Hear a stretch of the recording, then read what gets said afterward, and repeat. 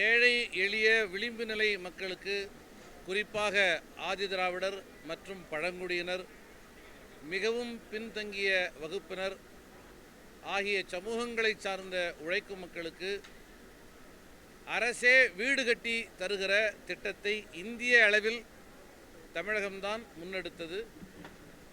கடந்த 30 ஆண்டுகளுக்கு முன்னால் அவ்வாறு கட்டப்பட்ட சற்றேறக்குறைய 2 லட்சத்திற்கும் மேற்பட்ட வீடுகள் பழுதடைந்த நிலையில் உள்ளன என்பதை பலமுறை மாண்புமை முதல்வர் அவர்களது கவனத்திற்கு விடுதலை சிறுத்தைகள் கட்சியின் சார்பிலே கொண்டு வந்தோம்.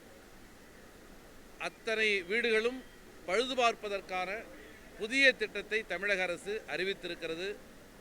அதற்கென 2000 கோடி நிதியும் ஒதுக்கி இருக்கிறது.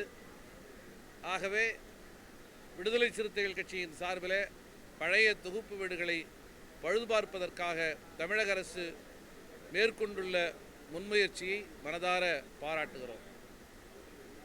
பாரதிய ஜனதா கட்சி கார்ப்பரேட்டுகளோடு கைகோர்த்து கொண்டு தேர்தல் காலங்களில் நன்கொடை பெறுவதை வருமான வரி கணக்குக்கு அப்பாற்பட்ட நிலையிலே,